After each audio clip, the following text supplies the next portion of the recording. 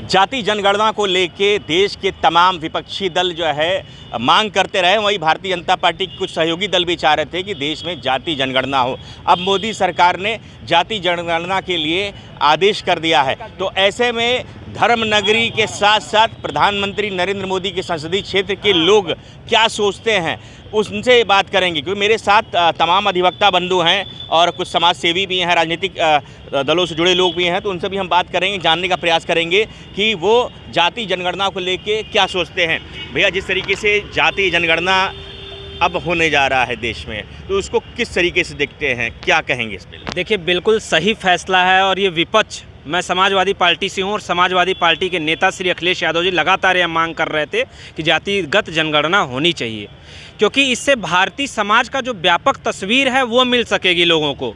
और दूसरी ये चीज़ है कि संसाधनों का उचित बंटवारा, जो भी संसाधन है उनको किस प्रकार से किस वर्ग में कितना जाना चाहिए, वो उसके लिए व्यापक आंकड़े मिलेंगे। और भारतीय समाज, हमारा जो संविधान है, संविधान में अनुच्छेद 340 वो भी जातिगत जनगणना को बनाता है कि नहीं, जातिगत जनगणना जरूरी है, क्योंकि सामाजिक और शैक्षिक रूप से पिछड़े वर्गों के लिए सरकार को यह वो प्रदान करता है कि आयोग की सिफारिश करे, आयोग की नियुक्ति करे, ताकि उनकी दशा और दिशा को सुधारा जा सके। तो बिल्कुल सही है, जातिगत जनगणना जरूरी है इस देश में, क्योंकि हमारा देश विविधताओं से भरा हुआ है और विविधताओं की जानकारी स्पष्ट रूप से होनी चाहिए। और नीतियाँ भी जो भी नीतियाँ बनेंगी उनका भी क्रियान्वयन बेहतर तरीके से हो सके, किस वर्ग के लिए कौन सी नीति जरूरी है, ताकि सभी लोग को समान पटल पर लाने के लिए यह बेहद ज़रूरी चीज़ है। आप बताइए, क्या कहेंगे? अधिवक्ता साथी हैं आपके और साथ ही समाजवादी पार्टी से भी जुड़े हुए हैं। जी, मैं नित्यानंद राय, एडवोकेट, पूर्व महामंत्री दी बनारस बार एसोसिएशन। देखिए, मैं इनके मत से कतई सहमत नहीं हूँ। ये एक जो जातिगत जनगणना, इसको मैं मजबूरी में लिया हुआ फैसला मानता हूँ, क्योंकि कई चीज़ वोट बैंक की राजनीति में कभी कभी दबाव में आपको काम करना पड़ता है। इस देश का दुर्भाग्य रहा है कि हिंदू धर्म जब से पृथ्वी अस्तित्व में आया, ऊपर वाले ने ये भगवान बनाया, जातिवाद इस हिंदू समाज में नहीं था। गुलामी के दौर में इसमें ये विकृति उत्पन्न हुई। आज़ादी के बाद ऐसे प्रयास हुए कि ये जो कास्ट सिस्टम था वो धीरे धीरे जा रहा था, लेकिन वीपी सिंह ने अपने राजनीतिक महत्वाकांक्षा के लिए मंडल कमीशन को लागू किया, जबकि उसके पहले मंडल कमीशन डंपयार्ड में पड़ा हुआ था। उस वक्त ये फिर से एक जाति जो है ऊपर आ गया, लोग जात एक दूसरे से पूछने लगे, जात के दर पे एक बड़ा वर्ग का आरक्षण सुनिश्चित हुआ। अब उस पर हम नहीं जाते हैं। उसी तरह जब पीडीए जैसा ये कर, पीडीए मतलब क्या होता है? पीडीए अपने आप में एक जाति विभेदकारी नियम है, जिसमें समाज के मोदी जी के ऊपर एक तोहमत लगता है कि इन्होंने ये हिंदूवादी विचारधारा के, लेकिन उन्होंने सबका साथ सबका विकास दिया। उन्होंने पीडीए ऐसा नहीं नारा दिया कि सिर्फ यही जातियां हमारी रहेंगी और बाकी नहीं रहेंगे। तो आपका स्लोगन आइडियल होना चाहिए। तो इससे क्या होगा, ये जो अब मोदी जी का निर्णय है, इसको हम नेसेसरी एविल मानते हैं, एक आवश्यक बुराई। क्या होता है कि आप देख रहे हैं समाज में तमाम जातिगत पार्टियां बनी हुई हैं, जातिगत आधार पे वोट पड़ते हैं। ये कटु सच्चाई है, ये सच्चाई सब स्वीकार करते, सारी राजनीतिक पार्टियां उसी आधार पे अपने कैंडिडेट को टिकट अलॉट करते हैं। तो ये जो विपक्ष की तरफ से जब बराबर हमला हो रहा था कि ये कराइए, तो उनको भी लगा होगा, ये सरकार को लगा होगा कि इसको जनगणना करा के इसको देख ही लेते हैं कि आखिर कौन कहाँ कितना कैसे है। लेकिन इस निर्णय से इसके दूरगामी परिणाम होंगे, देश में जातिवाद और विकृत रूप में आएगा। और लोग अब पहले जैसे मंडल कमीशन के पहले हम लोग अपने साथियों से जात नहीं पूछते थे, बस बहुत कम विभेद थे, एक SC/ST का रिजर्वेशन था और बाकी जनरल कोटा था। उसके बाद लोग जात पूछने लगे कौन बैकवर्ड हो। अब फिर क्रीमी लेयर का आ गया 60% जब से आया, तो समाज का सोच खंडित हो जाएगा, समाज का विचार खंडित हो जाएगा और देश की यूनिटी एंड इंटीग्रिटी पे बहुत खराब इम्पैक्ट पड़ेगा, जिसके दूरगामी परिणाम होंगे और नकारात्मक प्रभाव होंगे। मैं चाहूँगा कि सारे देश के बड़े नेता मिल बैठ के सोचें कि इस देश से जातिवाद कैसे समाप्त हो, न कि इस जातिवाद को और आग लगावें और लोगों में जात की भावना, जन्मजात जो पैदा हो जाती थी उसको लीगलाइज करें। तो ये लीगलाइजेशन होगा, जिसको कभी हम अच्छे आदमी या जो भी एक समानता का बात कर, भाई संविधान में तो समानता की भी बात है, समानता कैसे आएगी? आप जात में बांट के समानता लाना चाहते हैं। आप देश को, वर्ग को, इतने मंडल ने कितने जातियाँ गिनाई थी। अभी कहीं मैं पढ़ रहा था कि लाखों जातियाँ हो गई हैं। मतलब आप समझ लीजिए कि हर वर्ग का उपवर्ग, उपवर्ग का उपवर्ग, ये देश आखिर कहाँ जाएगा। इसलिए पक्ष को, विपक्ष को मैं करबद्ध प्रार्थना करता हूँ कि देश बचा लें। देश में अच्छा एक चीज़ और बताइए, इस देश में इधर 20-25 सालों से इंटरकास्ट रिलीजन, इंटर रिलीजन बहुत तेज़ी से हो रहा है। आप अपने घर में पता कर लिए, दूर रिश्तेदार में कोई ना कोई इंटरकास्ट शादी आज के डेट में हो रही है। लोग, परिवार उसको एक्सेप्ट कर रहे हैं। 40 साल पहले हमारे गांव में इंटरकास्ट शादी हुई थी, लोगों ने जिस लड़के ने किया था उसको निकाला कर दिया अपने जात से, लेकिन अब लोग खुशी खुशी उसका शादी का मैरिज पार्टी कर रहे हैं, रिसेप्शन कर रहे हैं, एक्सेप्ट कर रहे हैं। चाहे वो बड़ी जात हो, चाहे छोटी जात हो, चाहे इवन दूसरे रिलीजन में लोग एडमिट कर रहे हैं, स्वीकार कर रहे हैं। तो इस समाज जब इस दौर में जा रहा है, वैसे दौर में इस प्रकार की गणना कराना और सब चीज़ों को कराना ये गलत है। मैं सारे पक्षों से बार बार अनुरोध करूंगा कि जातिगत जनगणना पे एक बार पुनर्विचार करें। क्या कहेंगे वकील साहब, आप बताइए। मेरा नाम राम दुलार है। देखिए, जाति जनगणना जो है एक पवित्र काम न्याय के लिए किया जा रहा है, जिसका मैं समर्थन कर रहा हूँ। हजारों साल से आप देख लीजिए कि यहाँ पर जो भी बच्चा पैदा होता है उसके सीने पर एक जाति का मुहर लग जाता है। जब तक उसकी मृत्यु नहीं होती है तब तक उसके जाति उसका पीछा नहीं छोड़ती है। आप चाहे बच्चा हो, चाहे क्लास में जाएगा तो भी जाति नहीं पीछा छोड़ता है, नौकरी हो तो भी जाति पीछा नहीं छोड़ता है, मृत्यु तक उसकी जाति पीछा नहीं छोड़ती है। आपके अधिवक्ता साथी नहीं कहा कि नहीं इससे देश कमजोर होगा, खंड खंड होने की पूरी संभावना। मैं वही बता रहा हूँ कि सामाजिक, आर्थिक, राजनीतिक स्तर पर जो पिछड़ा हुआ समाज है उसको जानने का मतलब इसी तरीके से पता चलेगा कि कौन कितना पिछड़ा हुआ है, और उसको भागीदारी सुनिश्चित करने के लिए जनगणना बहुत जरूरी है।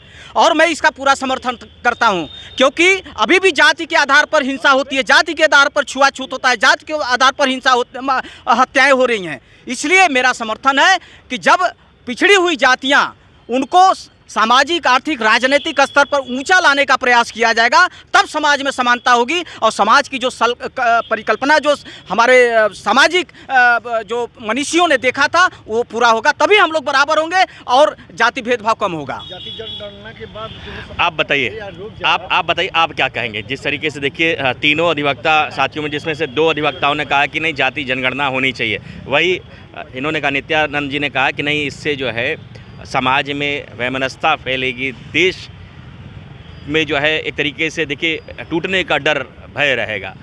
क्या कहेंगे आप? आज देश को ज़रूरत क्या चीज़ है? इस देश में आज जो आतंकी घटना घटी है उसके बाद तुरंत मतलब जब मांग किया जा रहा था, जब पक्ष विपक्ष मांग कर रहा था या लोग मांग कर रहा था, मैं उस पर नहीं जा रहा हूँ, लेकिन जिस समय मांग हो रही थी उस समय लोकसभा का सत्र नहीं चल पा रहा था, फिर भी प्रधानमंत्री जी को नहीं समझ में आ रहा था। और आज जब देश पे आफत आई है, जब देश के अस्तित्व पे खतरा आया है, जब देश के मान स्वाभिमान पे खतरा आया है, तो ये मदारी एक ऐसा झुनझुना छोड़ा है जिससे कि लोग बटे। तो लोग को बांटो और सत्ता को बस किसी भी तरह से अपने पास रखो। तो ये मदारी है। इस देश का जो प्रधानमंत्री है वो, जैसे नित्यानंद भाई कह रहे थे कि प्रधानमंत्री की बड़ी दूरगामी सोच है। नारा दोगे एक भारत श्रेष्ठ भारत और जाति को बांटने के लिए जाति जनगणना की बात करोगे, और एक भारत श्रेष्ठ भारत बिना मतलब का इवेंट पे इवेंट से देश नहीं चलता है। देश को चलाना है तो ईमान से चलाओ, मूल्य से चलाओ। इनका कोई मूल्य नहीं है, इनका कोई ईमान नहीं है। इनको केवल लोगों को एक सगुफा छोड़ करके और डाइवर्ट करते रहना है और एक इवेंट चला करके लोगों को अपने साथ जोड़े रहना हुआ है। अब देश समझ चुका है, क्योंकि आज देश चाह रहा था कि पाकिस्तान को और आतंकवाद को का समूल नाश किया जाए। ये पाकिस्तान और आतंकवाद का समूल नाश नहीं करेंगे। अब ये भारत में जब इस समय जाति जनगणना की बात ही नहीं है, यहाँ बात हमारे भाई मारे गए हैं और गाजर मूली की तरह मारे गए हैं, हमारे सीमा में घुस करके पाकिस्तान मार रहा है और पाकिस्तान पे अटैक नहीं कर रहे हैं, आप आतंकवाद का नाश नहीं कर रहे हैं और आप आ गए जाति जनगणना की बात करने। तो इस देश का प्रधानमंत्री, इस देश की सत्ता पूर्णतया उसको कोई इस देश से मतलब है, न इस धर्म से मतलब है। वो जिस धर्म की भी बात करती है, अगर धर्म की बात रहती तो आज हिंदू धर्म पे खतरा, धर्म पूछ के मारा गया है। अब तुम जाति की बात कर रहे हो, क्यों नहीं धर्म के अपने धर्म पे जो लोग मारे गए उनको शहीद का दर्जा दे करके और सारे लोगों को नेस्तनाबूद करो। वो तो कर नहीं रहे हो, बिना मतलब की नौटंकी पे नौटंकी, ये काम नहीं है, ये एकदम गलत है। बताइए, कह रहे हैं एकदम गलत है, इससे देश खंड खंड होएगा, इससे समाज बटेगा, समाज में जो है ऊंच नीच की फिर प्रवृत्ति जागेगी, समाज में वैमनस्यता फैलेगी, तमाम तरीके की बातें हैं। नहीं देखिए, बिल्कुल भी ऐसा नहीं होने वाला है। और निश्चित तौर पे आप इस चीज़ को समझिए, जब हमारा समाज है, हम अपने समाज के प्रत्येक व्यक्ति को जानेंगे नहीं, समझेंगे नहीं, तो उस तक अपनी पहुंच कैसे बना पाएंगे? सरकार संसाधनों का वितरण कैसे करेगी? जो समाज में निचले तबके का व्यक्ति है उसको ऊपर कैसे लाएंगे जब तक हम जान नहीं सकते कि निचले तबके के व्यक्ति की जनसंख्या क्या है, निचले तबके के व्यक्ति की स्थिति क्या है? ये बहुत ज़रूरी है। इसलिए जातिगत जनगणना बहुत ज़रूरी है। आप उसके दूरगामी परिणामों को देखिए। क्या सभी लोग ये नहीं चाहते कि हमारा समाज एक समान स्थिति में सभी लोग हो जाएं? तो जब जातिगत जनगणना आएगी, संसाधनों का उसी प्रकार से वितरण होगा, समुचित वितरण होगा, जिस प्रकार से जनसंख्या है लोगों की। जो पिछड़े वर्ग, जितने भी पिछड़े वर्ग हैं, उनका जो अभी तक भी आप परसेंटेज देखेंगे तो आगे नहीं आ पाए।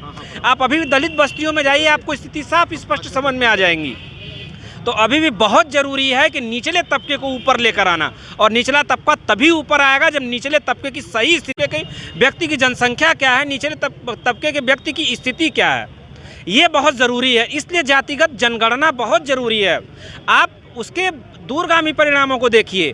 क्या सभी लोग ये नहीं चाहते कि हमारा समाज एक समान स्थिति में सभी लोग हो जाएं? तो जब जातिगत जनगणना आएगी, संसाधनों का उसी प्रकार से वितरण होगा, समुचित वितरण होगा, जिस प्रकार से जनसंख्या है लोगों की। जो पिछड़े वर्ग, जितने भी पिछड़े वर्ग हैं, उनका जो अभी तक भी आप परसेंटेज देखेंगे तो आगे नहीं आ पाए। आप अभी भी दलित बस्तियों में जाइए, आपको स्थिति साफ स्पष्ट समझ में आ जाएंगी। तो अभी भी बहुत ज़रूरी है कि निचले तबके को ऊपर लेकर आना, और निचला तबका तभी ऊपर आएगा जब निचले तबके की सही स्थिति की जानकारी होगी। क्या कहेंगे वकील साहब, आप बताइए। मेरे हिसाब से तो जाति जनगणना इसलिए नहीं होती है जब हमारे संविधान की प्रस्तावना में अवसर की समानता है, और ये लिखा है किसी के साथ अन्याय नहीं होगा। किसी के साथ अन्याय नहीं होगा मतलब किसी भी जाति का हो, किसी भी धर्म का हो, ठीक है। और सवाल ये है कि 1931 से अब तक लगभग यानी 90 साल तक अगर तमाम पार्टियों की सरकार आई, अंग्रेज़ों की भी सरकार, ये 1931 के बाद अंग्रेज़ों की भी सरकार थी, लेकिन किसी ने किसी कारण से क्या नाम अभी तक जातिगत जनगणना नहीं की। और जैसा कि अभी केंद्र सरकार भी अभी तक जातिगत जनगणना के पक्ष में नहीं थे, किस कारणों से उन्होंने किया। मेरे समझ से जातिगत जनगणना नहीं होनी चाहिए और प्रत्येक आदमी के साथ न्याय का व्यवहार होना चाहिए। इसका मतलब ये जो कहीं ना कहीं जो निर्णय लिया गया है वो राजनीतिक दबाव में लिया गया। एकदम, मैं तो कहूँगा कि मंडल कमीशन का निर्णय जिस तरह दबाव में बीपी सिंह ने देवीलाल को काउंटर करने के लिए अपनी सरकार को बचाना, देखिए बीपी सिंह पिछड़ों के हितैषी नहीं थे। वो भारत सरकार में इंदिरा गांधी के साथ और राजीव गांधी के साथ बहुत दिनों तक बहुत पावरफुल पोस्ट पर रहे, बल्कि इंदिरा गांधी और राजीव गांधी के बाद वो मोस्ट पावरफुल व्यक्ति थे कांग्रेस सरकार में।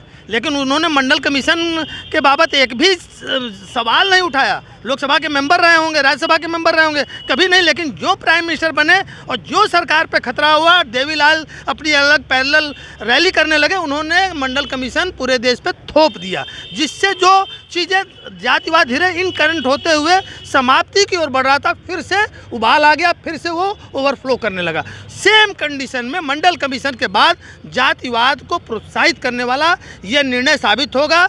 मोदी जी निश्चित रूप से इस मत के नहीं थे, लेकिन जब तमाम विपक्षी पार्टियां एक हो गई, हमलावर हो गई, और हर आदमी, चूंकि सरकार यदि रहेगी, मोदी जी रहेंगे तभी तो देश हित में काम करेंगे। जब सरकार ही नहीं रहेगी तो देश हित में क्या काम करेंगे? तो सरकार बचाने के लिए और जातिगत जो राजनीति इस देश में चल पड़ी है उसको काउंटर करने के लिए उनको लगता है उन्होंने ये जहर पी लिया है।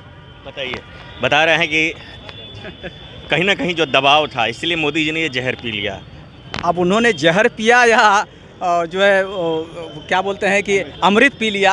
अमृत इसमें चल ही रहा है, अमृत काल तो जहर कहाँ से उन्होंने पी लिया।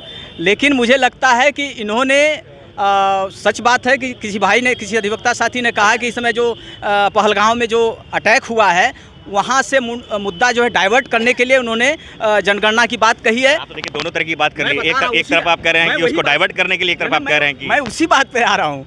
लेकिन वो भी सच है, लेकिन उन्होंने देर से ही सही, लेकिन अगर जातिगत जनगणना की बात कही है तो ये सही है और मैं उसका पूरी तरह से समर्थन करता हूँ। तो ये थे बनारस के तमाम बुद्धिजीवी लोग, अधिवक्ता भी थे, कुछ राजनीतिज्ञ भी थे। तो सबका साफ तौर पे कहना था कि कुछ ने कहा कि नहीं जातिगत जनगणना होनी चाहिए, वही कुछ ने कहा कि इससे जो है देश कमज़ोर होगा, खंड खंड में बटेगा, जाति में विभाजित होगा, जिससे निश्चित तौर पे देश के लिए खतरे की बात होगी। तो ये जो उद्गार थे काशीवासियों के थे, बनारस के लोगों के थे। तो अब देखना भविष्य में ये अहम होगा कि किस तरीके से जातिगत जनगणना होती है और उससे लोग कितने संतुष्ट होते हैं। इंडिया न्यूज़ के लिए बनारस से पंकज चतुर्वेदी।